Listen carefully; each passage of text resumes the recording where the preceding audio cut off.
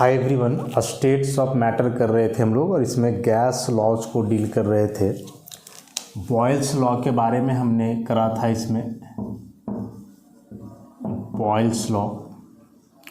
और इसमें देखे क्या थे कि एक फिक्स टेम्परेचर और क्वांटिटी के लिए किसी भी गैस का जो वॉल्यूम होता है वह इन्वर्सली प्रोपोर्शनल होता है प्रेशर का।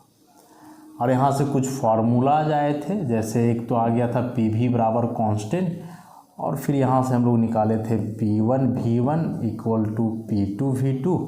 फार्मूला था P1 by P2 equal to V2 by V1। Graphical representation देखना था इसके लिए, उसी का चर्चा करेंगे अभी हम लोग। Graphical representation of Boyle's law. Graphical representation सबसे पहला इसमें हो जाएगा, जो ग्राफ होगा वह P वर्सेस V का होगा एट कांस्टेंट T। एक कांस्टेंट टेम्परेचर पर प्रेशर और वॉल्यूम के बीच कैसा ग्राफ आएगा उसके बारे में हम चर्चा करेंगे अभी। तो उसके लिए इधर x एक्सिस पे हमें वॉल्यूम लेना है डेसीमीटर क्यूब लीटर में, और इस तरफ प्रेशर लेना है बार में। नीचे से ऊपर प्रेशर बढ़ रहा है, लेफ्ट टू राइट वॉल्यूम बढ़ रहा है, ये ओरिजिन हुआ। अब जब एक कांस्टेंट टेम्परेचर पे ग्राफ प्लॉट करोगे प्रेशर वॉल्यूम का, तो यह रिलेशन कह रहा है कि वॉल्यूम प्रेशर एक दूसरे का इन्वर्सली प्रोपोर्शनल है। तो इसका मतलब यहाँ जो ग्राफ आएगा वह कुछ इस तरह का ग्राफ आना चाहिए, कुछ ऐसा ग्राफ। और यदि ऐसा ग्राफ आ रहा है तो इसका क्या मतलब है, ध्यान से देखेंगे हम लोग। मान लेते हैं कि यह इनिशियल प्रेशर है P1, तो यह इनिशियल वॉल्यूम हो जाएगा V1। प्रेशर को हम चेंज करके P2 कर दें, ऐसा यहाँ प्रेशर कर दिया हमने P2, तो ये वॉल्यूम हो जाएगा V2। अब इस ग्राफ से जो हमें देखने को मिल रहा है कि यहाँ हमने क्या किया कि प्रेशर को चेंज तो करा, लेकिन चेंज करने में भी प्रेशर को डिक्रीज किया है हमने। P1 से P2 की तरफ आए हैं, ऊपर से नीचे डाउन आने पे प्रेशर घटेगा, क्योंकि पहले हम बता चुके हैं कि नीचे से ऊपर जाने पे प्रेशर बढ़ रहा है। तो यहाँ तो हम लोग ऊपर से नीचे आ रहे हैं, P1 से P2 की ओर जा रहे हैं, तो इस केस में प्रेशर घट रहा है। और जब प्रेशर घट रहा है तो ज़रा वॉल्यूम की बात देखो, वॉल्यूम बढ़ रहा है, लेफ़्ट टू राइट जा रहा है, लेफ़्ट टू राइट जाने से वॉल्यूम क्या होता है, बढ़ता है। तो जैसे ही प्रेशर डिक्रीज करेगा वॉल्यूम जो है इंक्रीज कर रहा है, बढ़ रहा है। एक बात और कि जिस रेंज से यह प्रेशर डिक्रीज करेगा, मतलब यह जो डिफरेंस होगा प्रेशर का, उसी के इक्विवेलेंट होगा ये वॉल्यूम का डिफरेंस, ये डिफरेंस सेम होगा। समझ रहे हो, मतलब कि rate of decrease of pressure will be equal to rate of increase of volume, ऐसे इसका मतलब समझो। तो ये एक ग्राफ हो गया, बड़ा इंपॉर्टेंट है, ध्यान रखोगे इसको। नेक्स्ट, सेकेंड नंबर का ग्राफ। इसमें भी हम लोग प्रेशर वॉल्यूम का ही करेंगे, लेकिन अलग अलग टेम्परेचर पे लेकर के। Pressure versus volume at different constant temperature. यहाँ भी ऐसे ही चलना है, वॉल्यूम को लेना है डेसीमीटर क्यूब में, और प्रेशर है बार में। प्रेशर इधर बढ़ रहा है, इधर वॉल्यूम बढ़ रहा है। तो यहाँ अलग अलग हम ग्राफ, देखो ग्राफ का नेचर तो हमें समझ में आ गया, क्या नेचर होगा ग्राफ का, कर्व के जैसा। तो ऐसे करके कुछ अलग अलग कर्व्स मिलेंगे ऐसे। अब इसमें से हम टेम्परेचर मान लें, this is temperature 3, this was is temperature 2, this one is temperature 1। अलग अलग T1, एक बार टेम्परेचर T1 था, ग्राफ का नेचर तो सेम रहेगा ऐसे ही कर्व के जैसा, लेकिन ये ग्राफ के लिए यह जो एरिया होता है, ये एरिया में अब फ़र्क पड़ेगा, इस एरिया पे फ़र्क पड़ेगा। और इस एरिया पे फ़र्क कैसे पड़ेगा उसको ज़रा देखो। सपोज इसके लिए हम इस एरिया की बात करें T1 के लिए, तो इतना आएगा प्रेशर वॉल्यूम के लिए। लेकिन वही हम T3 के लिए बात करें या T2 के लिए बात करें तो T2 के लिए इतना आ गया, एरिया बढ़ गया। और यदि यही चीज़ हम T3 के लिए देखें तो एरिया और भी बढ़ गया। तो ये जो एरिया है कर्व के लिए वह बढ़ रहा है, और ये एरिया बढ़ने का मतलब हुआ कि टेम्परेचर भी बढ़ रहा होगा। तो यह जो एरिया अंडर कर्व है, area under curve directly proportional होता है टेम्परेचर का। तो यदि T3 के लिए एरिया सबसे ज़्यादा आ रहा है, इसका मतलब जो टेम्परेचर T3 होगा वह सबसे ज़्यादा वाला टेम्परेचर है, उससे कम हो जाएगा T2 और सबसे कम टेम्परेचर होगा T1, क्योंकि एरिया उसके लिए सबसे कम है। तो यहाँ से हम लिखेंगे T1 से ज़्यादा हो जाएगा T2 और इससे ज़्यादा हो जाएगा T3।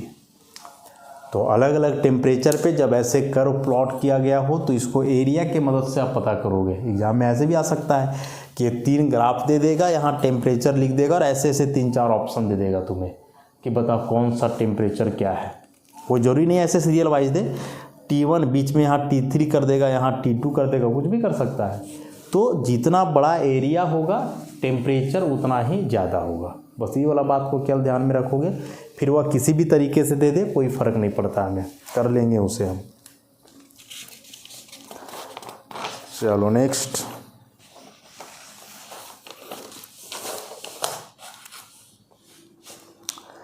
नेक्स्ट है प्रेशर वर्सेस 1/V, तीसरा प्लॉट। ये 2 ग्राफ हम समझ गए।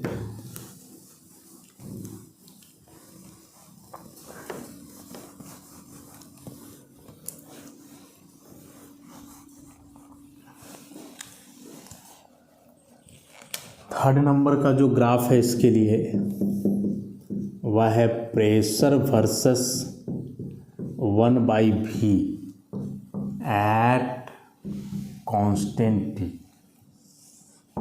ये देखो यहीं से आ जाएगा, प्रेशर और 1/E इक्वल हो गए, यहीं से देखना है।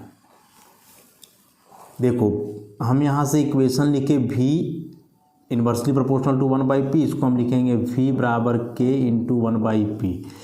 P को इधर ले आओ तो K इंटू 1/V हो जाएगा ना। अब इसको हम ऐसे भी लिख सकते हैं P equal to K into 1/V plus 0।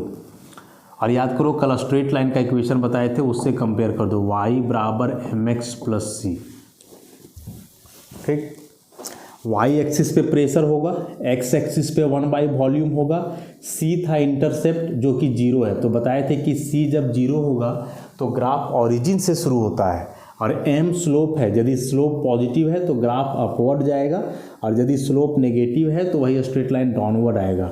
तो फिलहाल यहाँ जो है y एक्सिस पे प्रेशर लेंगे हम, x एक्सिस पे 1/V वॉल्यूम लेंगे हम, इंटरसेप्ट 0 है, ग्राफ यहाँ से शुरू होगा, किधर जाएगा तो स्लोप m की जगह k है जो कि पॉजिटिव है, इसका मतलब ही ऐसे जाएगा, इस तरह से जाएगा। तो प्रेशर और 1/वॉल्यूम के बीच ग्राफ यदि रिप्रेजेंट करना हो तो इस तरह से स्ट्रेट लाइन आएगा। और यह स्ट्रेट लाइन कैसे आया, किस तरह से इसको हम ड्रॉ किए, वो इक्वेशन से कंपेयर करके, इंटरसेप्ट देखा हमने, स्लोप देखा, उसके बाद कंपैरिजन करा इसका। अब यहाँ भी अलग अलग टेम्परेचर पे यदि प्लॉट करते हो, ये तो एक पर्टिकुलर टेम्परेचर पे ले लिया ना हमने, अभी P ऐसा 1/V ऐसा, तो यहाँ भी अलग अलग टेम्परेचर के केस में लोगे तो ऐसा अलग अलग आएगा, T3 T2 T1 ऐसा। तो इस केस में भी कौन सा टेम्परेचर ज़्यादा होगा कौन सा कम होगा, तो इसके लिए उल्टा कहानी है। इसमें से याद रखोगे कि जो ग्राफ प्रेशर के जितना नज़दीक होगा उसका टेम्परेचर उतना ज़्यादा होगा, क्योंकि आगे एक हम पढ़ेंगे गेल लुसैक लॉ, उसमें प्रेशर और टेम्परेचर एक दूसरे के प्रोपोर्शनल होते हैं।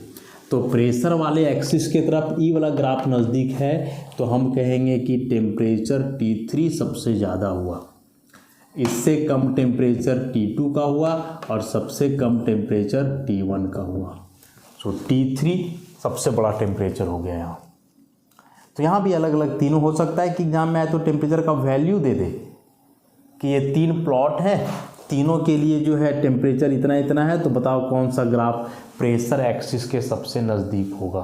तो जिसका टेम्परेचर सबसे ज़्यादा है वही ग्राफ प्रेशर एक्सिस की तरफ सबसे नज़दीक, या उल्टा कि जिसका टेम्परेचर कम है वो वाला ग्राफ 1/वॉल्यूम वाले एक्सिस की तरफ नज़दीक होगा। ठीक है, चलो नेक्स्ट एक ग्राफ और है इसमें, 4th नंबर में आ जाओ।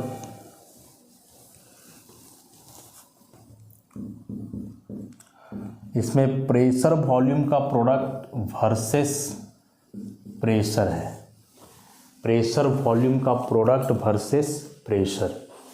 तो इसमें कह रहा है कि एक कांस्टेंट ग्राफ आना चाहिए। ज़रा समझते हैं इस बात को। रिलेशन हमने पढ़ा था volume inversely proportional to P, pressure volume बराबर कांस्टेंट। तो प्रेशर वॉल्यूम का जो प्रोडक्ट आएगा वह हमेशा एक कांस्टेंट टर्म आएगा, वह नहीं डिपेंड करेगा टेम्परेचर क्या है अदर चीज़ क्या है, कांस्टेंट आएगा। तो यदि इस एक्सिस पे हम प्रेशर वॉल्यूम लेते हैं और इस एक्सिस पे प्रेशर केवल लेते हैं, तो यहाँ से हम देख चुके हैं कि यह प्रेशर वॉल्यूम का जो प्रोडक्ट है वह हमेशा एक कांस्टेंट वैल्यू देगा। यहाँ आप कुछ भी चेंज करो फर्क नहीं पड़ता है, क्योंकि यदि प्रेशर चेंज करोगे तो उस हिसाब से वॉल्यूम भी तो चेंज करेगा। ठीक है, प्रेशर वॉल्यूम का प्रोडक्ट और प्रेशर के बीच ग्राफ प्लॉट कर रहे हो, इसे तुम वैरी करोगे तो इसको चेंज करोगे भाई, तो ई चेंज करने से वॉल्यूम चेंज होगा है, और वॉल्यूम चेंज होगा तो फिर प्रोडक्ट में ओवरऑल कोई चेंजेस नहीं आएगा। इसलिए ग्राफ कांस्टेंट जाएगा प्रेशर एक्सिस का, इस तरह से कोई बढ़े घटेगा नहीं इसमें। प्रेशर तुम बढ़ाते जाओ कोई फर्क नहीं पड़ेगा, वो कांस्टेंट आएगा, क्योंकि प्रेशर बढ़ाते जाओगे वॉल्यूम घटते जाएगा तो प्रेशर वॉल्यूम का प्रोडक्ट सेम आएगा, क्योंकि एक चीज़ बढ़ रहा है तो दूसरा चीज़ घट रहा है, ओवरऑल सेम आएगा। इसे भी चाहो तो अलग अलग टेम्परेचर पे प्लॉट कर सकते हो, ऐसे 2 ग्राफ प्लॉट करोगे, इसे टेम्परेचर T1 मान लो, इसे टेम्परेचर T2 मान लो, तो अगेन यहाँ T2 जो है ज़्यादा होगा किससे, T1 से। मतलब हाइयर टेम्परेचर पे ये जो प्रोडक्ट होगा इसका वैल्यू ज़्यादा होगा, प्रेशर वॉल्यूम का प्रोडक्ट ज़्यादा होगा हाइयर टेम्परेचर पे। और समझ सकते हो आगे पढ़ोगे कि pressure directly proportional to temperature, volume directly proportional to temperature. तो यदि टेम्परेचर हाई है तो वॉल्यूम भी ज़्यादा, प्रेशर भी ज़्यादा, यदि दोनों ज़्यादा तो ये दोनों का प्रोडक्ट भी ज़्यादा। ये है आगे, इसको हम लोग चार्ल्स लॉ कहते हैं, ये गेल-लुसाक लॉ है, आगे पढ़ेंगे इन दोनों को हम। तो उस हिसाब से जितना ज़्यादा टेम्परेचर होगा प्रेशर वॉल्यूम जो है या प्रेशर वॉल्यूम का प्रोडक्ट उतना ही अधिक आएगा। तो ये 4 ग्राफ जो है हमने किए, इसमें से जो लास्ट वाला प्रेशर वॉल्यूम का प्रोडक्ट वर्सेस पी एक टेम्परेचर पे, कांस्टेंट टेम्परेचर पे, तो याद रखोगे कि यदि कोई ग्राफ प्लॉट किया गया हो एक कांस्टेंट टेम्परेचर के लिए तो वैसे ग्राफ को हम आइसोथर्म कहते हैं। तो the plot of PV versus P at constant temperature is called isotherm.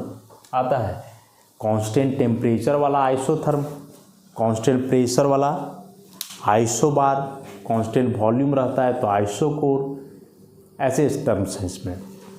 तो ये 4 ग्राफिकल रिप्रेजेंटेशन, चारों में से कैसे ग्राफ प्लॉट किया गया है, ग्राफ का नेचर क्या है, टेम्परेचर के साथ उसका वेरिएशन कैसे समझेंगे, इस सब को क्लियरली जो है बताया गया। थोड़ा एक बार अच्छे से रिवाइज कर लोगे हो जाएगा। तो ये थे बॉयल्स लॉ के ग्राफिकल रिप्रेजेंटेशन। एग्जाम में कोई भी आ सकता है, चारों में से किसी भी तरीके से क्वेश्चन पूछा जा सकता है। तो जब इस चैप्टर के लिए हम ऑब्जेक्टिव क्वेश्चन करेंगे वहाँ देख लेंगे इसे।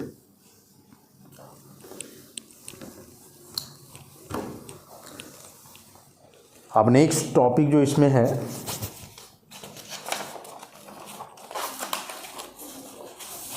बॉयल्स लॉ के अंतर्गत ही कह दें इसे हम, वह है रिलेशनशिप बिटवीन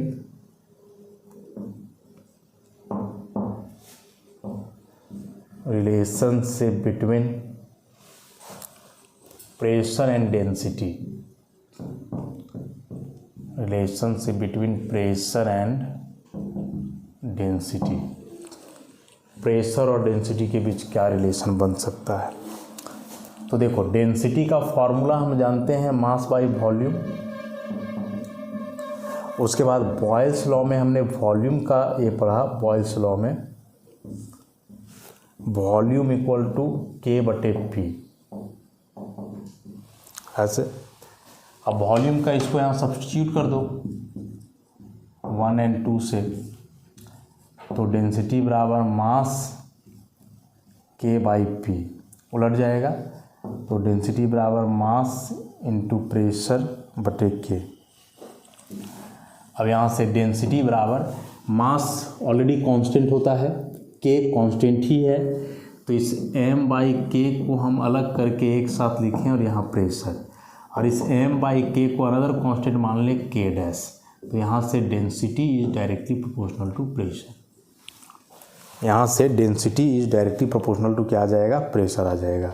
इसलिए हम कह सकते हैं यहाँ से कि thus at a constant temperature, at a constant temperature the pressure is directly proportional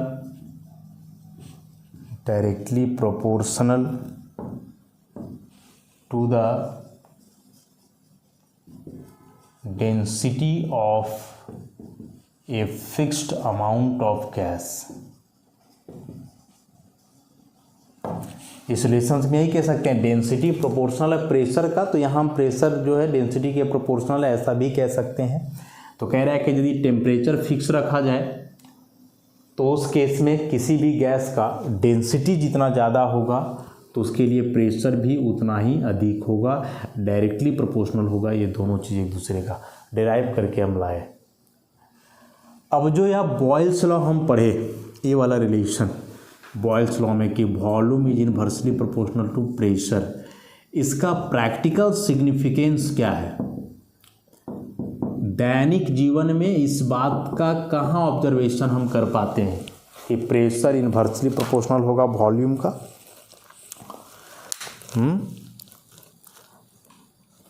तो जैसा कि लिखा हुआ है नोट्स में कि व्हेन या given mass of the gas is compressed by increasing the pressure, the same number of molecules occupy a smaller space. As a result, the gas becomes denser because mass per unit volume increases. Example में है कि air at sea level is dense due to high pressure but the density as well as the pressure decreases with increase in altitude. देखो Boyle's law में ये चीज़ अभी पढ़े, volume inversely proportional है किसका? प्रेशर का। ठीक है, ध्यान से ज़रा समझोगे। मान लिया जाए कि इतना जगह में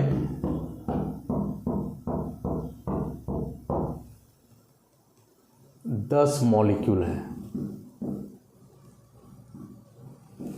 ठीक, मान लेते हैं कि यह जो वॉल्यूम इसके लिए या जो जगह है वो 10 सेंटीमीटर क्यूब है।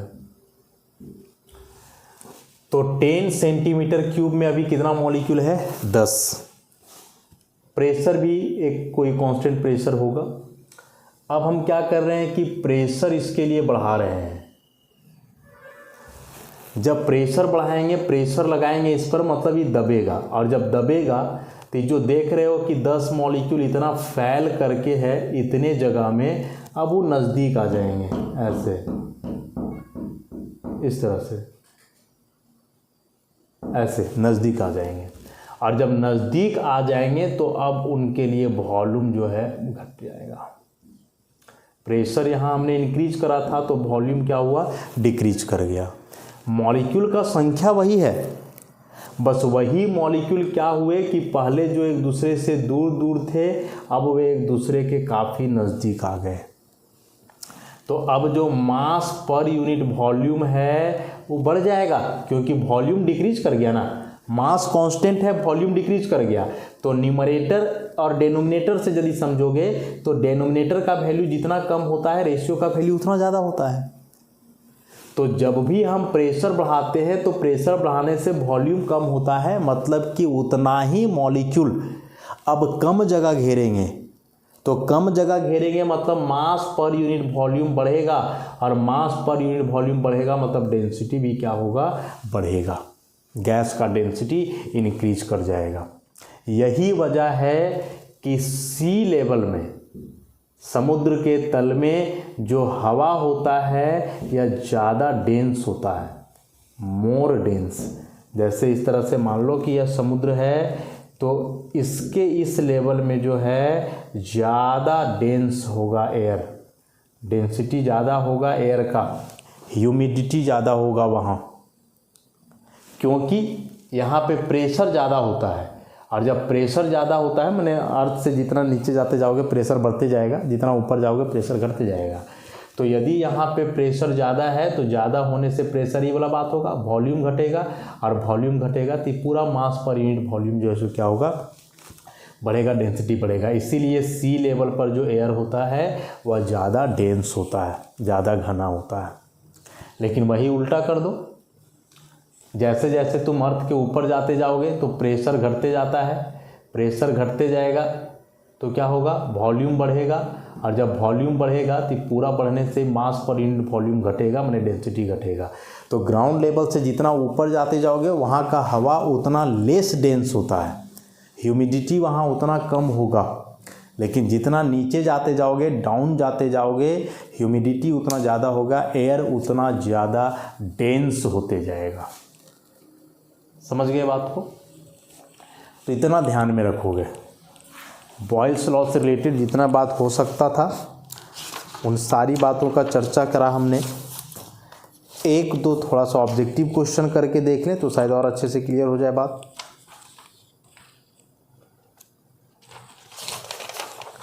एक दो ऑब्जेक्टिव क्वेश्चन।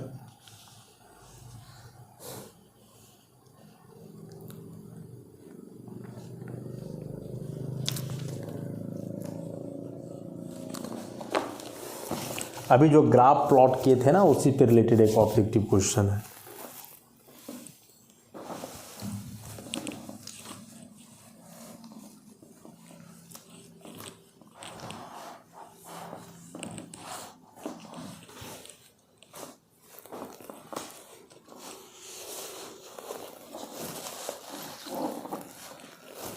देखो क्वेश्चन क्या है कि PV value decreases with increase in P at constant T when, option है there is no attractive and repulsive forces between molecules. B. Attractive and repulsive forces between the molecules are equal. C. Attractive force ज़्यादा हो repulsive force से, और D attractive force कम हो repulsive force से। समझोगे question को? अभी इस ग्राफ को डील करा था हमने, अब उसी के आधार पे ये क्वेश्चन है। ध्यान से पढ़ो, थोड़ा सा सोचो इसमें कि क्या कहना चाह रहा है, उसके बाद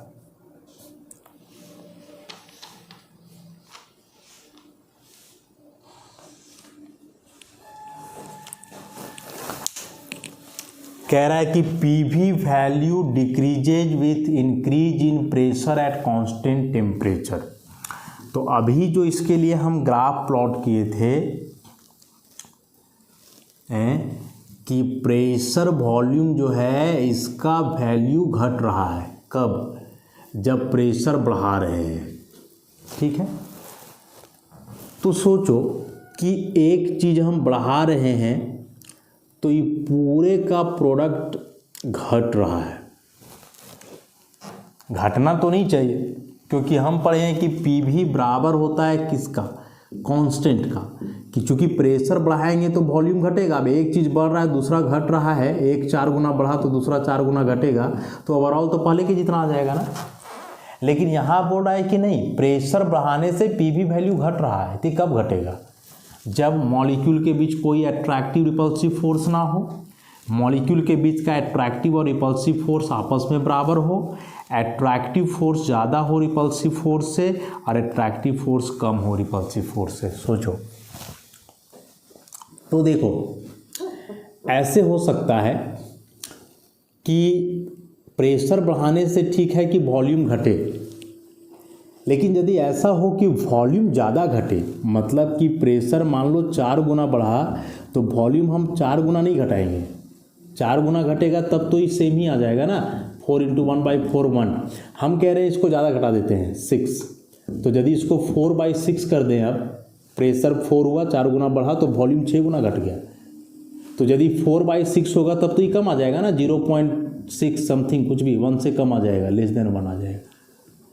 तो यह पूरा वैल्यू तब घट सकता है प्रेशर बढ़ाने से जब डिक्रीज इन वॉल्यूम ज़्यादा हो इंक्रीज ऑफ प्रेशर का रेट से, और यह तब पॉसिबल है जब अट्रैक्टिव फोर्स ज़्यादा हो रिपल्सिव से, क्योंकि अट्रैक्टिव फोर्स जितना ज़्यादा होगा मॉलिक्यूल उतना नज़दीक आएगा।